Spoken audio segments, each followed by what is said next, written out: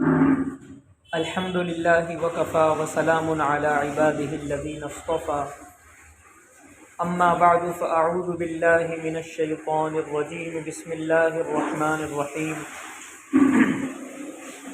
اللہ نزل احسن الحدیث کتابا متشابہا مثانی تقشعر منہ جلود الذین یخشون ربهم ثم تلین جلودهم وقلوبهم إلى ذکر اللہ ذلك هدى الله يهدي به من يشاء ومن يضلل الله فما له من هاد وقال النبي صلى الله عليه وسلم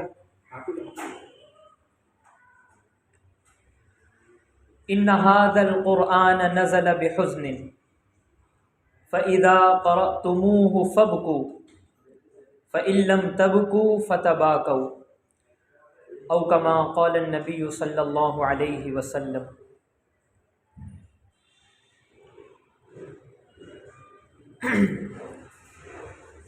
اس میں کوئی شک نہیں ہے کہ قرآن کریم اللہ تبارک و تعالی کا عظیم الشان کلام ہے، جسے اللہ نے ساری انسانیت کی ہدایت و رہبری اور رہنمائی کے لیے اتارا ہے۔ قرآن کریم کتاب ہدایت ہے، اس کا موضوع ہی ہدایت ہے کہ لوگ اس سے رہنمائی حاصل کریں، زندگی گزارنے کے طور طریقے سیکھیں اور دنیا اور آخرت کی سعادت اور کامیابی حاصل کریں۔ لیکن قرآن کریم کس کے لیے ہدایت بنتا ہے اور قرآن کریم سے کون صحیح طریقے پر ہدایت حاصل کر سکتا ہے، رہنمائی حاصل کر سکتا ہے، اور قرآن کس کے لیے صحیح معنوں میں رہبر بن سکتا ہے، اور قرآن کریم سے استفادہ کس طریقے پر کیا جا سکتا ہے۔ استفادہ یعنی قرآن کریم سے ہم فائدہ کس طریقے سے اٹھا سکتے ہیں، یہ سمجھنے کی چیز ہے۔ اور آج کی مجلس کا جو موضوع ہے وہ بھی یہی ہے کہ ہم قرآن کریم سے فائدہ کس طریقے سے اٹھائیں اور قرآن کریم ہمارے لیے کتاب ہدایت صحیح معنوں میں کس طریقے پر بن جائے۔ قرآن کریم جس زمانے میں نازل ہوا ہے تو جہاں ایک طرف ابو بکر، عثمان، علی، عمر، ابو عبیدہ بن جراح، ابی بن کعب، ابو ہریرہ، عبداللہ بن مسعود جیسی شخصیات ہے، تو وہیں پر دوسری طرف ابو جہل، ابو لہب، عتبہ، شیبہ، عقبہ ابن ابی معیط، اس طرح کے کفار مکہ بھی ہے جو بدبخت ہے، بد نصیب ہے، جو شقی القلب ہے۔ اور قرآن کریم کے نزول نے، قرآن کریم کی آمد نے ان کی گمراہی میں اور ان کی ضلالت میں اور ان کی بدبختی میں مزید اضافہ کیا ہے۔ تو پتہ چلا کہ قرآن کریم کا وجود ہمارے گھروں میں الماریوں میں قرآن رکھا ہوا ہو یہ ہماری ہدایت کے لیے کافی نہیں ہے۔ ہمارے یہاں تو قرآن رکھا ہوا ہے، لکھا ہوا۔ ابو جہل، ابو لہب کی موجودگی میں براہ راست فرشتہ قرآن لے کر آ رہا تھا، انہوں نے قرآن کو نازل ہوتے ہوئے دیکھا ہے اور انہیں یقین تھا کہ یہ فرشتہ ہی لے کر آ رہا ہے اللہ کی طرف سے، انہیں کوئی شک نہیں تھا اس میں۔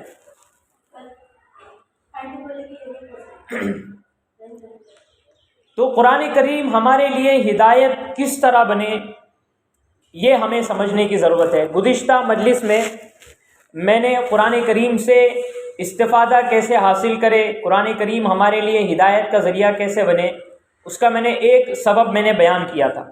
یہ کچھ 11-12 اسباب ہے، 11-12 چیزیں ہیں، باتیں ہیں۔ اگر ہم ان کو سمجھ لیں گے، ہم ان کو اپنائیں گے، ان کو اختیار کریں گے، ان پر چلیں گے، تو یہ قرآن کریم ہمارے لیے ہدایت کے حاصل ہونے کا اور سکون کے حاصل کرنے کا اور کامیابی اور دنیا اور آخرت کی سعادت کے حاصل کرنے کا ذریعہ بن جائے گا۔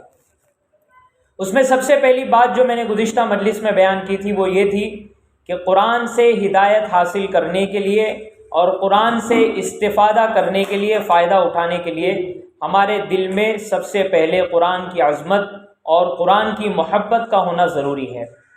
قرآن کی عظمت ہمارے دل میں ہو، قرآن کی محبت ہمارے دل میں ہو کہ یہ میرے اللہ کا کلام ہے، میرے رب کا کلام ہے، یہ کلام یہ سارے کلاموں کا بادشاہ ہے۔ قرآن کی عظمت ہمارے دل میں ہو، قرآن کی محبت ہمارے دل میں ہو، قرآن سے ہمارا لگاؤ ہو، قرآن کے بغیر ہمارا دل بے چین ہو جائے، قرآن ہمیں بہت دیر تک دکھائی نہ دے، قرآن ہمارے ہاتھ میں نہ آئے، قرآن کو ہم اپنے سینے سے نہ لگائیں، ہم اسے چوم نہ لیں، اور قرآن کو ہم اپنے زبان سے اس کی تلاوت نہ کریں یا اپنے کانوں سے قرآن کی آواز نہ سن لے تو ہمارا دل بے چین ہو جائے۔ جیسے ماں اپنے بچے کے بغیر بے چین ہو جاتی ہے، بچے کو گھر سے جائے اگر بہت دیر ہو جائے تو بے چین ہو جاتی ہے۔ بچہ اسکول جاتا ہے 6 گھنٹے کے لیے، 7 گھنٹے کے لیے، تو ماں بے چین رہتی ہے کہ کب واپس آئے گا، اور جب واپس آتا ہے تو اس کو سینے سے لگاتی ہے، اس کو چومتی ہے، بوسہ دیتی ہے، اس کو پیار کرتی ہے، اس کے ساتھ وقت گزارتی ہے۔ تو قرآن کے بغیر ہم بے چین ہو جائے، یہ جب کیفیت پیدا ہو جائے تو سمجھیں کہ ہمارا قرآن سے تعلق ہو گیا، قرآن کی محبت ہمارے دل میں آ گئی۔ اور اگر یہ کیفیت نہیں ہے تو اس کا مطلب قرآن کی عظمت ہمارے دل میں نہیں، قرآن کی محبت ہمارے دل میں نہیں۔ بچہ اگر 2 مہینے کے لیے اپنی دادی کے یہاں چلے جائے اور ماں اپنی اماں کے یہاں پر ہو، یعنی بچے کی نانی کے یہاں پر ہو، اور 2 مہینے میں نہ اس نے بچے کی شکل دیکھی ہو، نہ بچے سے فون پر بات ہوئی ہو، نہ بچے کے بارے میں اس نے کوئی خبر گیری کی ہے، تو لوگ اس کی ممتا پر شک کرنے لگ جائیں گے اور کہیں گے یہ ماں نہیں ہے، یہ ماں نہیں ہو سکتی۔ اور اگر ماں ہے تو اپنے بچے کے لیے اس کے دل میں کوئی محبت نہیں ہے۔ تو سب سے پہلی اور بنیادی چیز ہے کہ قرآن کی عظمت اور قرآن کی محبت ہمارے دل میں ہو، اس کا شوق ہمارے دل میں ہو، ہمارا جی للچانا چاہیے اس کی طرف، بار بار ہمارے ہاتھ بار بار لپکنا چاہیے اس کی طرف، اس کو لینے کے لیے۔ صحابہ کرام کے بارے میں آتا ہے کہ قرآن کو اپنے سینے سے لگاتے تھے، قرآن کریم کو چومتے تھے، اپنے ماتھے سے لگاتے تھے۔ یہ قرآن سے ان کا لگاؤ تھا، قرآن سے ان کی محبت تھی۔ قرآن ہے بھی ایسی کتاب، قرآن کریم کو اللہ نے بنایا بھی ہے ایسا ہے۔ قرآن کریم اتنا عظیم الشان ہے کہ اللہ نے قرآن میں چیلنج کیا فَأْتُوا بِسُورَةٍ مِّن مِّثْلِهِ، کہ اس جیسی کتاب لا کر دکھا دو، ایک سورت اس جیسی لا کر دکھا دو، 10 آیتیں لا کر دکھا دو، بلکہ ایک آیت لا کر دکھا دو۔ اور یہ قیامت تک کے لیے چیلنج ہے۔ آج 1400 سال ہو چکے ہیں، آج تک کوئی اس چیلنج کو قبول نہیں کر سکا ہے۔ حضور صلی اللہ علیہ وسلم کے زمانے میں ایک بدبخت شخص نے نبوت کا دعویٰ کیا، اور وہ حضور اکرم صلی اللہ علیہ وسلم کی خدمت میں بھی حاضر ہوا، کہنے لگا کہ میں بھی اللہ کا رسول ہوں، آپ بھی اللہ کے رسول ہیں، مجھ پر بھی وحی آتی ہے، آپ پر بھی وحی آتی ہے، میں بھی نبی ہوں، آپ بھی نبی ہے۔ ایسا کرتے ہیں کہ آپ آدھے علاقے پر آپ حکومت کر لیں اور آدھے علاقے کے آپ نبی بن جائیں، جبکہ دوسرے آدھے علاقے کا نبی میں بن جاتا ہوں اور میں وہاں پہ حکومت کر لوں گا اور ان کا نبی میں بن جاتا ہوں۔ حضور اکرم صلی اللہ علیہ وسلم نے اس بدبختوں کو بھگا دیا۔ اس بدبخت کا نام تھا مسیلمہ بن کذاب، مسیلمہ کذاب، نام سنا ہوگا آپ نے۔ یہ اسلام کی تاریخ میں سب سے پہلا وہ بدبخت انسان ہے جس نے حضور صلی اللہ علیہ وسلم کے زمانے میں ہی نبوت کا دعویٰ کیا ہے۔ بعد میں بھی بہت سارے لوگ آئے جنہوں نے نبوت کا دعویٰ کیا۔ اسی کے زمانے میں تھوڑے وقت کے بعد ایک عورت تھی سجاح نام کی، اس نے بھی نبوت کا دعویٰ کیا۔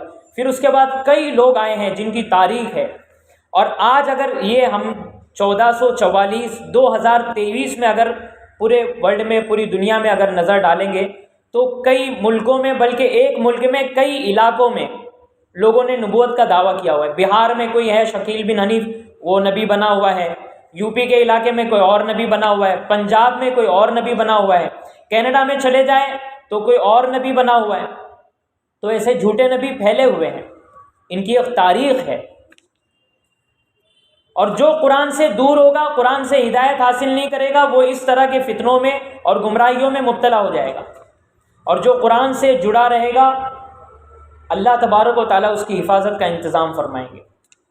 تو بہرحال اس مسیلمہ کذاب نے، اس کا واقعہ ہے کہ یہ کہتا تھا کہ میرے اوپر وحی نازل ہوتی ہے. اس کو پوچھا گیا بھئی آپ پر وحی نازل ہوتی ہے تو کس طرح کی وحی نازل ہو رہی ہے بتا دیجیے. اللہ کا کلام تو یہ ہے، الحمدللہ رب العالمین الرحمن الرحیم مالک یوم الدین ایاک نعبد و ایاک نستعین. یہ اللہ کا کلام ہے. 114 صورتیں الحمد سے لے کر والناس تک. آپ پر کس طریقے کی وحی نازل ہو رہی ہے؟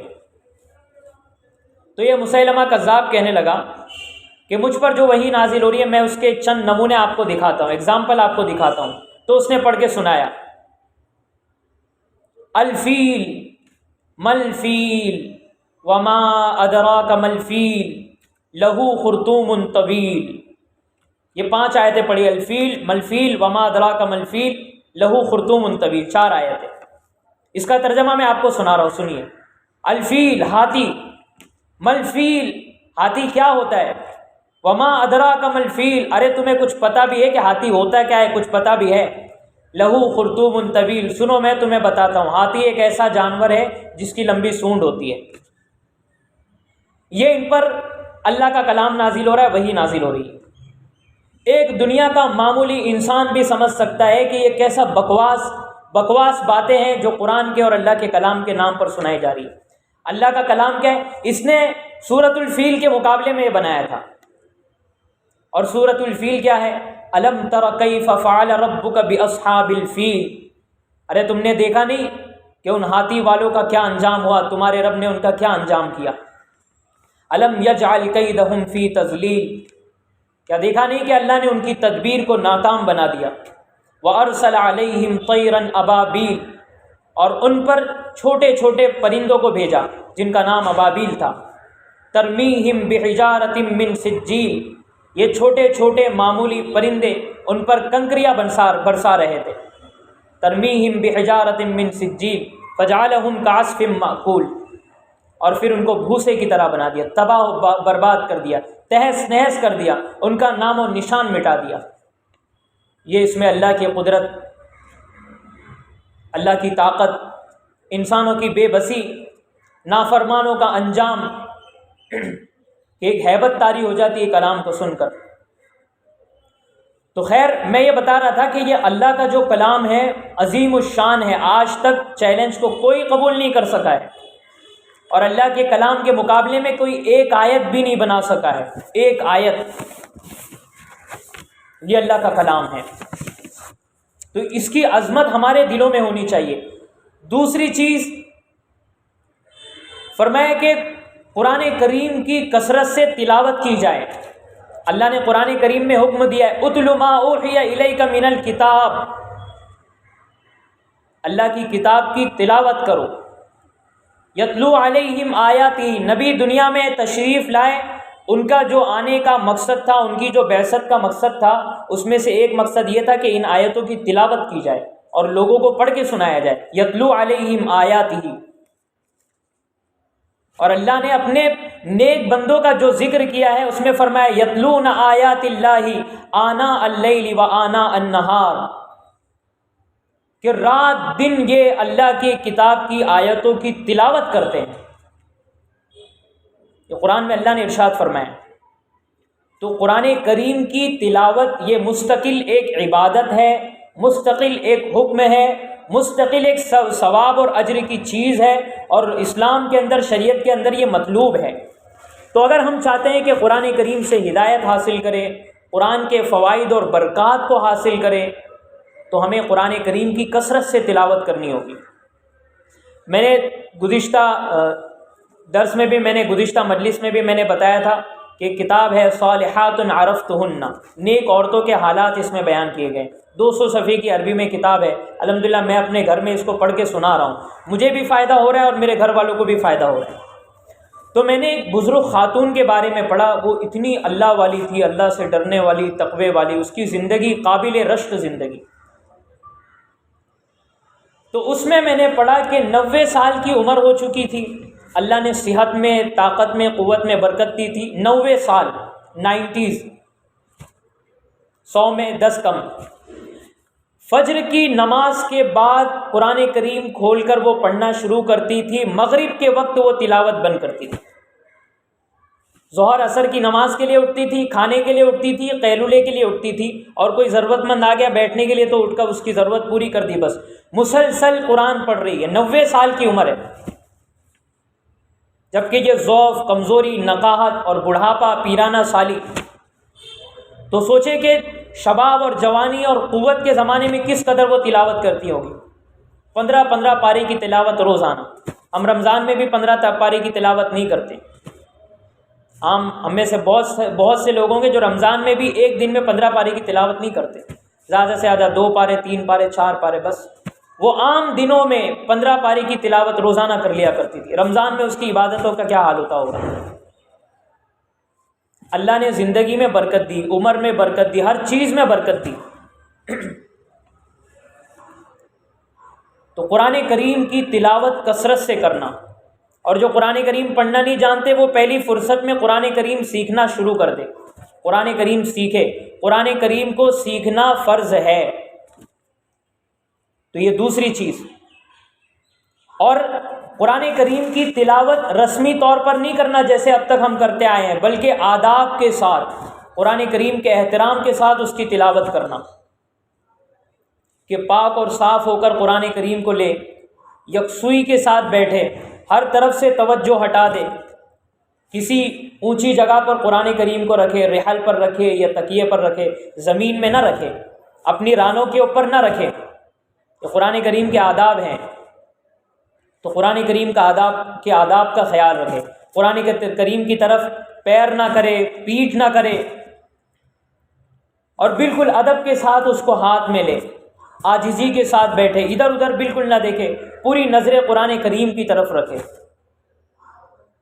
اور پھر دل کو ساری فکروں سے آزاد کر لے، قرآن کریم کی طرف متوجہ ہو جائے، یہ سوچے کہ میں اللہ کے سامنے بیٹھی ہوں، میرا اللہ مجھے دیکھ رہا ہے، میں اللہ قرآن کریم پڑھوں گی، فرشتے بھی سنیں گے، اللہ بھی سنے گا، اور میں اپنے اللہ سے بات کر رہی ہوں، ہم اپنے اللہ سے بات کر رہے ہیں، یہ تصور کرتے ہوئے قرآن کریم کی تلاوت کرے۔ اور میں قرآن کریم پڑھ رہی ہوں، یہ قرآن کریم میرے لیے ہدایت کا ذریعہ بن رہا ہے، میں قرآن پڑھ رہی ہوں، اس قرآن کا نور میرے سینے میں اتر رہا ہے، اس قرآن کے ذریعے سے مجھے سکون حاصل ہو رہا ہے، برکت حاصل ہو رہی ہے، یہ ساری نیتیں کرے، شفا کی نیت کرے کہ میرا ظاہر اور باطن گندہ ہے، میرا ظاہر اور باطن بیمار ہے، میرا جسم بھی بیمار، جسم میں بھی طرح طرح کی تکلیفیں ہیں، اور میری روح بھی بیمار ہے، میری روح میں بھی روحانی بیماریاں ہیں، روحانی امراض ہے، حسد، کینہ، کپٹ، بغض، عداوت، تکبر، کبر، عجب، یہ ساری دنیا بھر کی برائیاں، روحانی بیماریاں میرے اندر ہیں، میں قرآن کریم کی تلاوت کر رہی ہوں، اس کی برکت سے یہ ساری بیماریاں میرے اندر سے نکل رہی ہیں۔ یہ نیت کرنا ہے، یہ سوچنا ہے۔ کیوں سوچنا ہے؟ کیونکہ خود قرآن کریم میں اللہ نے فرمایا وَشِفَاءٌ لِمَا فِي الصُّدُورِ، یہ قرآن کریم سینے کی بیماریوں کے لیے شفا ہے، چاہے وہ ظاہری بیماریاں ہوں، چاہے وہ روحانی بیماریاں ہوں۔ اب قرآن کریم کو اس طرح کی نیت کر کے، ان خیالات کو جمع کر کے آہستہ آہستہ ترتیل کے ساتھ پڑھے، ٹھہر ٹھہر کر۔ اللہ نے فرمایا وَرَتِّلِ الْقُرْآنَ تَرْتِیلًا، قرآن کریم کو ٹھہر ٹھہر کر پڑھے، رک رک کر، تیزی کے ساتھ نہ پڑھے۔ الحمدللہ رب العالمین الرحمن الرحیم مالک یوم الدین، ٹھہر ٹھہر کر پڑھنا، ہو سکے تو آواز کے ساتھ پڑھے، یعنی آہستہ آہستہ نہ پڑھے، اتنی آواز میں پڑھے کہ کسی کو تکلیف نہ ہو اور ہمارے کان میں وہ آواز جائے، اچھی آواز میں پڑھے، جو اچھی آواز بنا سکتے ہو ہم اپنی طرف سے اس آواز میں پڑھے۔ الحمدللہ رب العالمین الرحمن الرحیم مالک یوم الدین، جو جس طرح اچھی آواز ہم بنا سکتے ہوں اچھی آواز میں پڑھے۔ فرمایا زین القرآن باصواتکم، قرآن کریم کو اپنی آواز سے مزین کرو، اور فرمایا کہ عربوں کے لہجے میں قرآن پڑھو، اور فرمایا کہ گانے کے انداز میں قرآن مت پڑھو، گانے کے لہجے میں، گانے کے انداز میں، گانے کی لیرکس پر اور ان کی جو لے ہوتی ہے اس انداز میں قرآن کریم پڑھنا حرام ہے، گناہ ہے۔ اچھی آواز میں قرآن پڑھو۔ زینوا القرآن باصواتکم، تو یہ قرآن کریم کے چند آداب ہیں، ان آداب کا خیال رکھتے ہوئے قرآن کریم پڑھے۔ اور ایک اور ادب، بہت اہم ادب یہ ہے کہ قرآن کریم کی تلاوت کے وقت تو رونا چاہیے، رو رو کر قرآن کریم کی تلاوت کرے کہ یا اللہ میں تیرا گنہگار بندہ، میں تیری گنہگار بندی، یا اللہ ہم اس قابل نہیں تھے کہ اس قرآن کو، اس پاک کلام کو ہاتھ لگاتے، تو نے توفیق دی اور ہم نے اس کو اپنے ہاتھ میں لیا۔ یا اللہ ہماری زبانیں، ہمارے ہونٹ اس لائق نہیں ہیں، 1000 بار بھی اگر مشک و عنبر سے ہم اپنے ہونٹ کو دھوئیں گے تو یا اللہ یہ تیرا نام لینے کے لائق نہیں ہے، یہ تیرا نام لینے کے لائق نہیں ہے اللہ، تو بہت گندے ہیں، ناپاک ہیں۔ لیکن یا اللہ تیرا احسان، تیرا فضل، تیرا کرم کہ تو نے توفیق دی ہے قرآن پڑھنے کی۔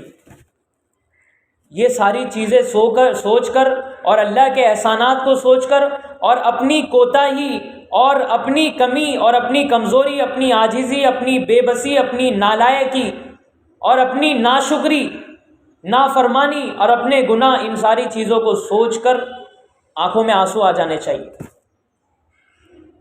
کہاں میں اور کہاں یہ اللہ کا کلام۔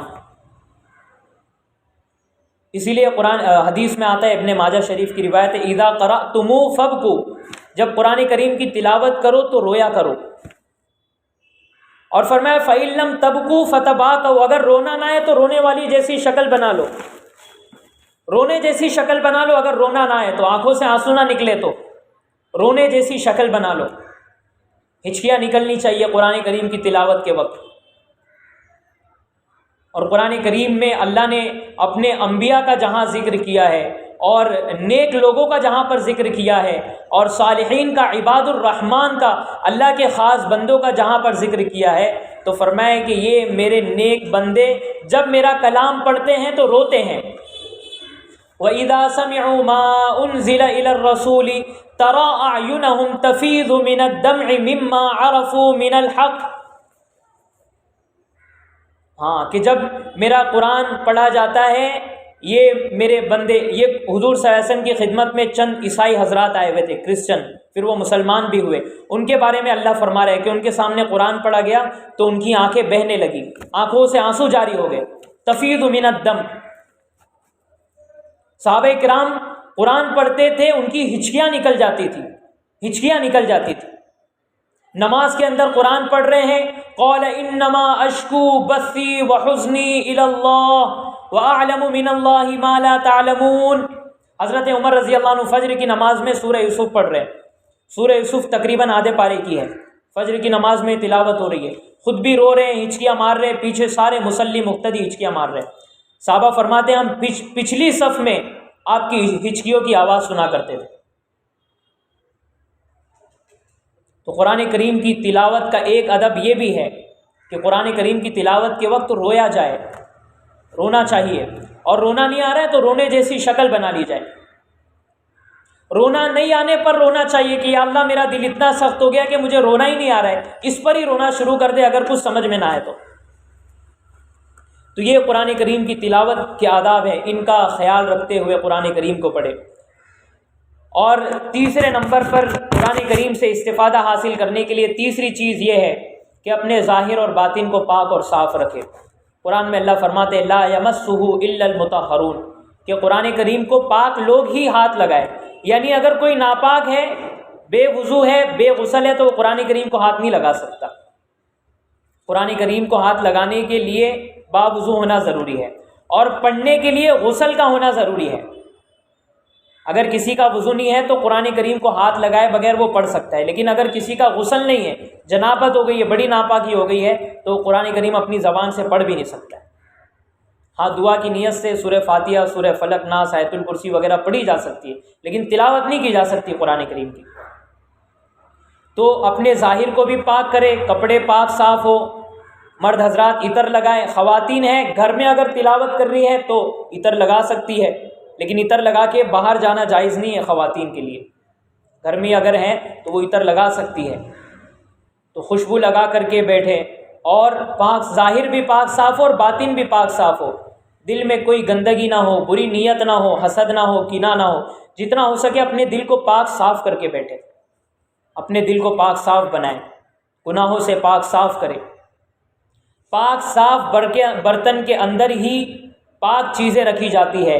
دودھ اگر برتن میں ڈالا جاتا ہے تو برتن کو صاف کیا جاتا ہے کہ اگر گندا ہوگا تو دودھ پھٹ جائے گا، دودھ استعمال کے قابل نہیں رہے گا، کوئی فائدہ نہیں ہوگا۔ تو جو دل پاک صاف ہوتا ہے اسی دل میں یہ قرآن کریم اترتا ہے اور اس کی زندگی میں بھی اترتا ہے، اور اس کے فوائد اور برکات اسے حاصل ہوتے ہیں۔ تو ظاہر اور باطن کو پاک صاف رکھے۔ اور فرمایا کہ ایک چیز یہ ہے کہ قرآن کریم کی تلاوت کے ساتھ ساتھ قرآن کریم کو دوسروں سے سننے کا اہتمام کریں۔ صحابہ کرام کے بارے میں آتا ہے کہ جب کبھی جمع ہوتے تھے تو اپنے میں سے کسی ایک کو کہتے تھے کہ بھائی قرآن کریم کی تلاوت کرو، ذکرنا ربنا، ہمیں اپنے رب کی یاد دلاؤ۔ اور وہ صحابی قرآن کی تلاوت شروع کرتے، سارے کے سارے رونے لگ جاتے، سارے کے سارے قرآن کو بھی سنتے اور رونے لگ جاتے۔ حضور صلی اللہ علیہ وسلم بھی بعض اوقات صحابہ کرام کو بلاتے اور ان کو قرآن کی تلاوت کرنے کے لیے کہتے۔ تو صحابہ کرام تعجب سے کہتے، یا رسول اللہ، ہم آپ کو قرآن پڑھ کے سنائے جبکہ قرآن تو آپ کے اوپر نازل ہوا ہے، آپ صاحب قرآن ہیں، ہم آپ کو کیسے قرآن پڑھ کے سنائے؟ حضور صلی اللہ علیہ وسلم قرآن سنتے تھے اور روایتوں میں آتا ہے کہ آپ کی آنکھوں سے آنسو بہہ جاتے تھے۔ تو کبھی کبھی اگر ہمارے گھر میں کوئی حافظ ہے، ہمارے گھر میں اگر کوئی اچھا قرآن پڑھتا ہے، ہمارے شوہر ہو، ہمارے والد ہو، ہمارے بھائی ہو، تو ان کے ذریعے سے قرآن کو سننے کی مجلس لگنی چاہیے کہ بھائی سارے جمع ہو جائیں اور وہ قرآن پڑھے اور سارے قرآن کو سنیں ایک دم توجہ کے ساتھ، دھیان سے، اس وقت کوئی بات نہ کرے۔ وَإِذَا قُرِئَ الْقُرْآنُ فَاسْتَمِعُوا لَهُ، اللہ قرآن میں فرماتے ہیں، سورہ اعراف کی آخری آیت ہے کہ جب قرآن پڑھا جائے تو اس کو دھیان سے سنو۔ وَأَنصِتُوا، خاموش رہو، باتیں نہ کرو اس وقت، لَعَلَّكُمْ تُرْحَمُونَ، تاکہ تم پر رحم کیا جائے۔ تو قرآن کو سننا، قرآن سے ہدایت حاصل کرنے کے لیے اور قرآن سے استفادہ کرنے کے لیے، قرآن کے فوائد اور برکتوں کو حاصل کرنے کے لیے، یہ بھی ایک چیز ہے کہ قرآن کو دوسروں سے سنا جائے۔ 5ویں نمبر پر ہے صلحاء کی صحبت، اللہ والے، صالحین، نیک لوگ، مشائخ، ان کی مجلس میں جاتے رہا کرے، ان کی مجلس میں شرکت کرتے رہا کرے۔ ہمارے جو مشائخ ہیں، بڑے بڑے جو اللہ والے ہیں، پیر ذوالفقار احمد نقشبندی ہے، مولانا سجاد نعمانی صاحب ہے، اور مولانا منیر صاحب ہیں، یہ چند نام میرے ذہن میں بس مثال کے لیے 2-3 نام گنا رہا ہوں۔ ایسے جو اللہ والے ہیں، اگر ان کی مجالس میں خواتین کا الگ سے انتظام ہو تو وہاں شریک ہونا چاہیے، محرم کے ساتھ جانا چاہیے، اپنے محرم سے اور اپنے شوہر سے اجازت لے کر جانا چاہیے، اگر قریب کے علاقے میں ہو تو وہاں پر جانا چاہیے۔ ان کی مجالس میں قرآن کی باتیں آتی ہیں، قرآن کی تلاوت ہوتی ہے تو اس سے ہمارے دل نرم ہوتے ہیں، اور قرآن کو قبول کرنے کی، قرآن سے ہدایت حاصل کرنے کی ہمارے دلوں میں صلاحیت پیدا ہوتی ہے۔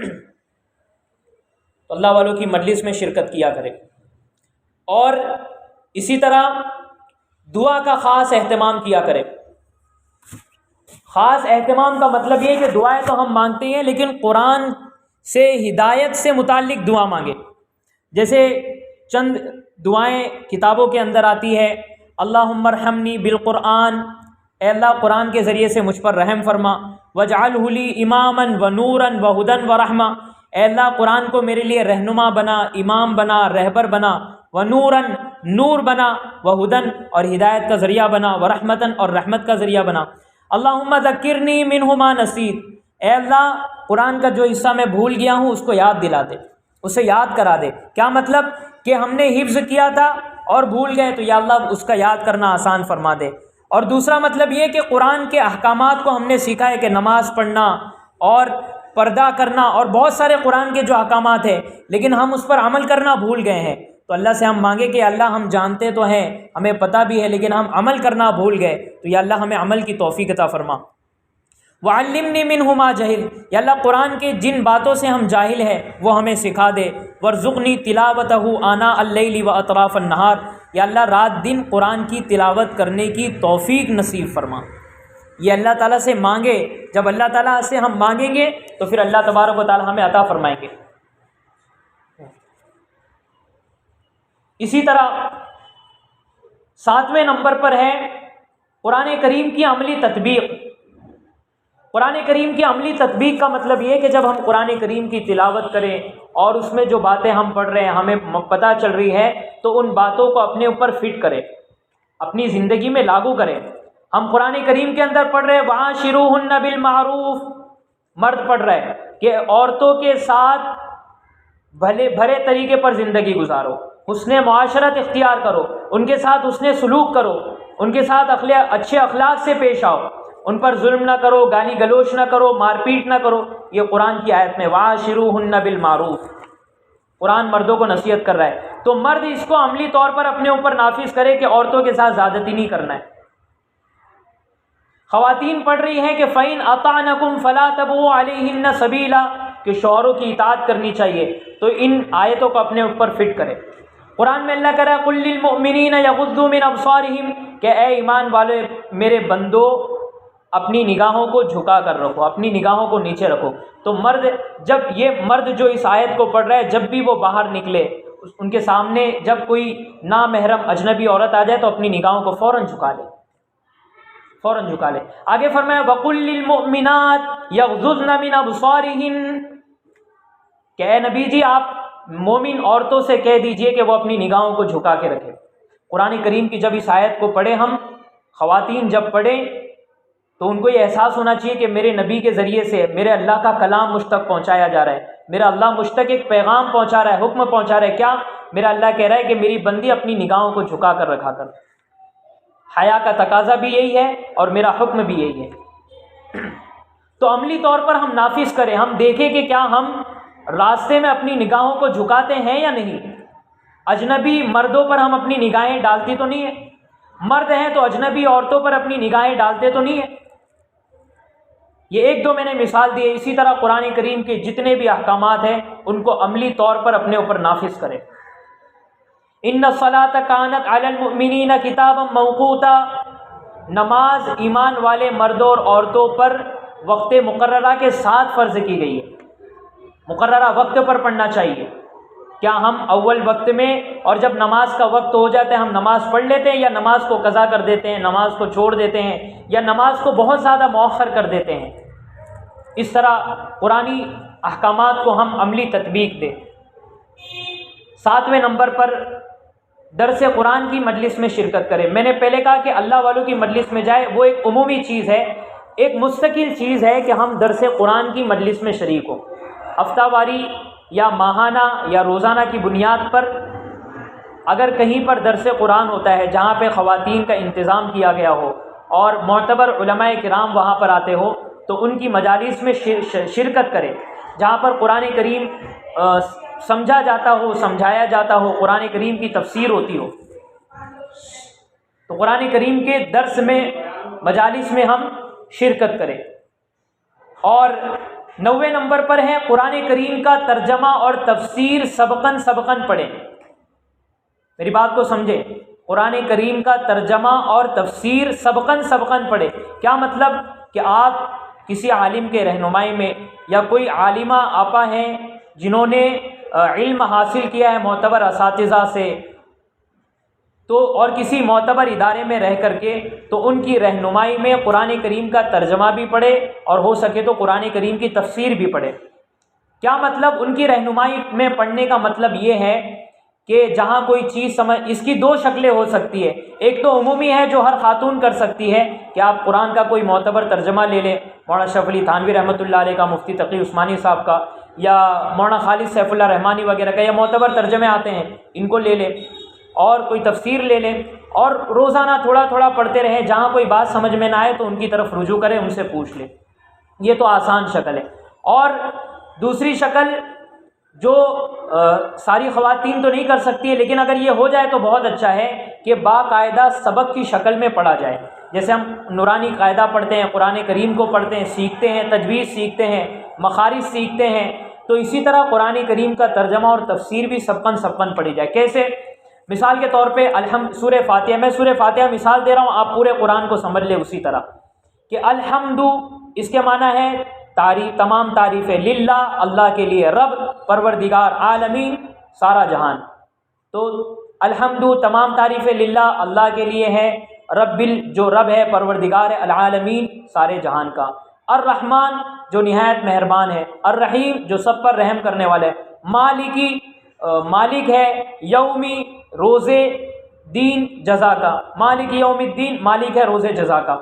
تو یہ ایک ایک لفظ کا ترجمہ ہم معلوم کریں، اور یہ کوئی مشکل نہیں ہے، بہت آسان ہے، بہت آسان ہے۔ جب ہم کریں گے تو مزہ بھی آئے گا، لطف بھی آئے گا، اور اس میں دلچسپی بھی محسوس ہوگی، اور جب یہ پورا ہو جائے گا تو لگے گا یہ تو کتنی آسان چیز تھی۔ اور اس کے بعد جو زندگی میں برکت آنا شروع ہوگی، اور قرآن پڑھنے کی جو لذت اور حلاوت اور چاشنی محسوس ہوگی، اور جو مٹھاس محسوس ہوگی، اور جو مزہ آئے گا، لطف آئے گا، وہ ہم اس کا اندازہ نہیں لگا سکتے۔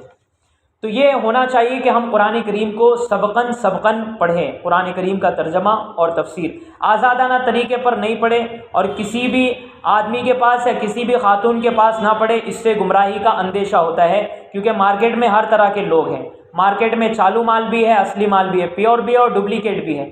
تو یہ بہت میری بات کو سمجھنے کی ضرورت ہے کہ معتبر لوگوں سے ان چیزوں کو حاصل کریں، اور یہ نہ ہو کہ کہیں بھی ہم سنیں کہ وہاں درس قرآن ہو رہا ہے، وہاں پہ قرآن کی مجلس ہو رہی ہے اور وہاں پہنچ جائے، پہلے تحقیق کر لے کہ وہ معتبر لوگ ہیں یا نہیں۔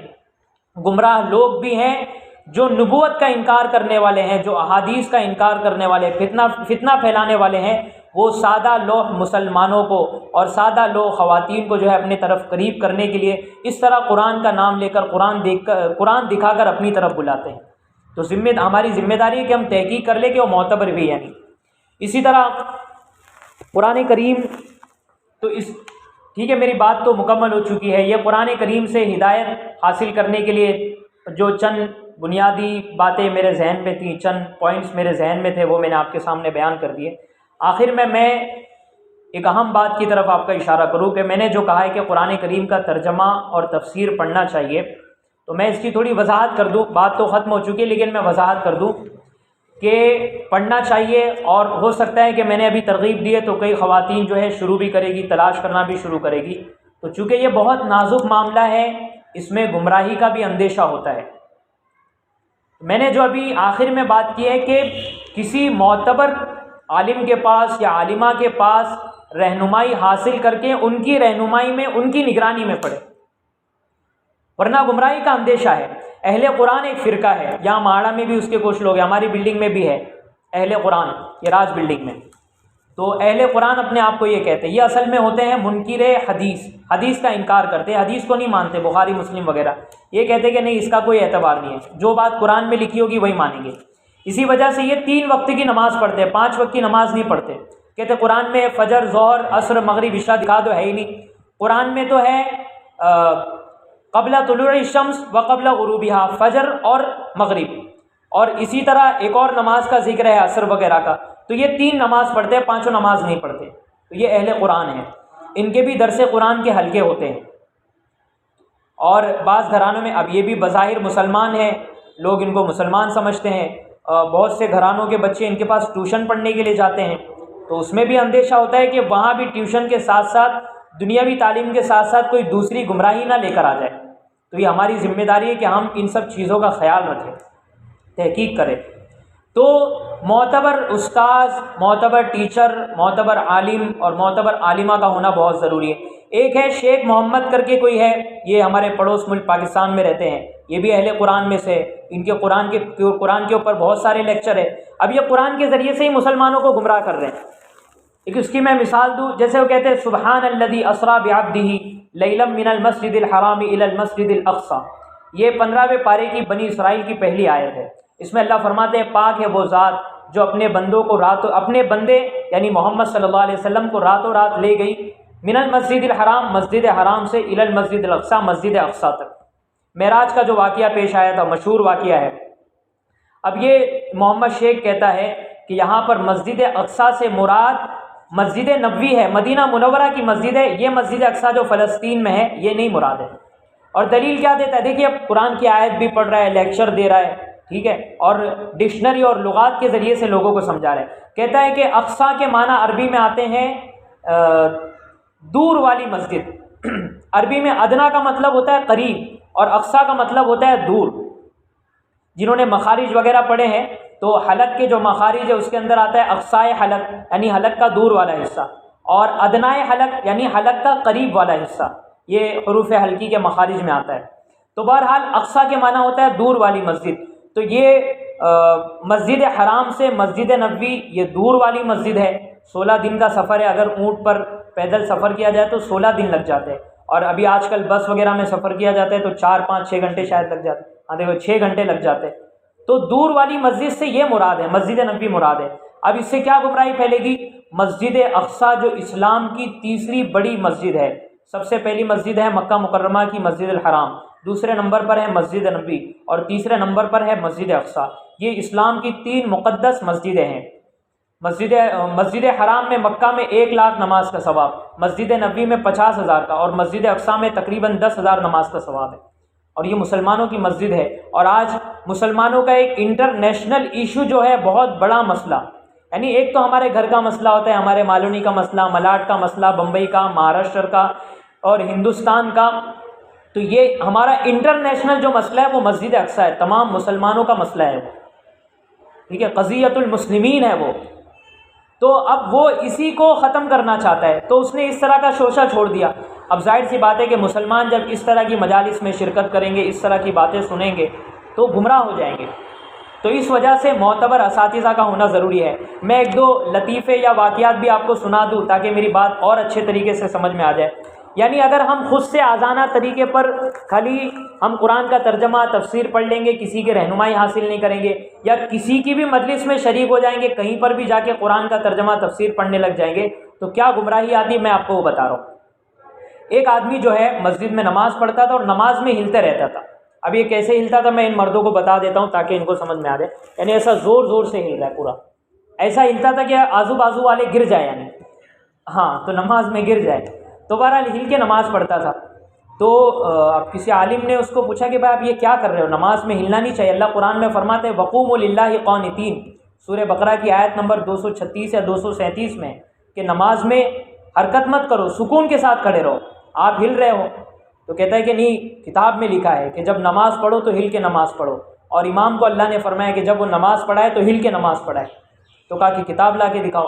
تو وہ جو ہے اردو کی کتاب تھی، پرانے زمانے میں جو ہے عربی میں اردو میں یا کو جو ہے کبھی کبھی لمبی والی یہ یا بھی لکھی جاتی ہے، ایک تو پہلی یا ہوتی ہے اور دوسری لمبی یہ ہوتی ہے، چھوٹی یہ بڑی یہ، تو وہ بڑی یہ لکھی ہوئی تھی، وہاں پہ لکھا تھا اذا کہ جب امام لوگوں کو نماز پڑھائے تو وہ ہلکی نماز پڑھائے، یعنی مختصر نماز پڑھائے، ایسا نہ ہو کہ سورہ بقرہ 2.5 پاری کی شروع کر دے، لمبی لمبی نماز پڑھانا شروع کر دے، ہلکی نماز پڑھائے، چھوٹی چھوٹی سورت پڑھے۔ اب وہ ہلکی کو جو ہے پڑھ رہا تھا، ہلکے نماز پڑھا، یعنی ہلکے یعنی حرکت کر کے۔ تو دیکھیں اگر خود سے کتابیں پڑھ لی جائے، ترجمہ پڑھ لیا جائے تو انسان گمراہ ہو سکتا ہے، نماز میں ایسی حرکتیں کرنے لگ جائے گا۔ اور پھر اسی طریقے سے ایک آدمی تھا، وہ عشاء کی نماز پڑھتا تھا 4 رکعت فرض نماز، پھر جو ہے سنت پڑھتا تھا 2 رکعت، پھر نفل پڑھتا تھا، پھر وہ مسجد سے نکلتا تھا، بیت الخلاء میں جاتا تھا اور استنجا کرتا تھا، استنجا کرنے کے بعد فوراً ڈائریکٹ ہاتھ پیر اور وضو کیے بغیر وہ ڈائریکٹ مسجد میں آ کے وتر کی نماز شروع کر دیتا تھا اور وتر کی نماز پڑھتا تھا۔ ایک دن کسی نے اس کو دیکھ لیا، اس کو پوچھا تو کہا کہ حدیث میں ہے اذا استنجنتم فاوتروا، اذا استنجیتم فاوتروا، کہ جب تم استنجا کرو تو وتر کرو۔ تو اس کا ترجمہ پڑھا تھا کہ وتر پڑھو، کہ جب تم استنجا کرو تو وتر پڑھو۔ حالانکہ اس حدیث کا مطلب یہ ہے کہ استنجا کے وقت اگر کوئی ڈھیلا استعمال کر رہا ہے، اینٹ پتھر وغیرہ، پہلے زمانے میں پانی کی قلت ہوتی تھی تو ڈھیلا وغیرہ استعمال کیا جاتا تھا، تو ڈھیلا اینٹ پتھر وغیرہ استعمال کرو تو 3 ڈھیلے ہونے چاہیے، یعنی طاق عدد ہونے چاہیے، 3 5، یہ اس کا مطلب تھا۔ یہ مطلب نہیں تھا کہ وتر کی نماز پڑھو۔ ان اللہ وتر، حدیث میں آتا ہے کہ اللہ تعالیٰ وتر ہے، یعنی اللہ تعالیٰ کی ذات یکتا ہے، ان کے ساتھ ان کا کوئی جوڑ نہیں ہے، کوئی شریک نہیں ہے۔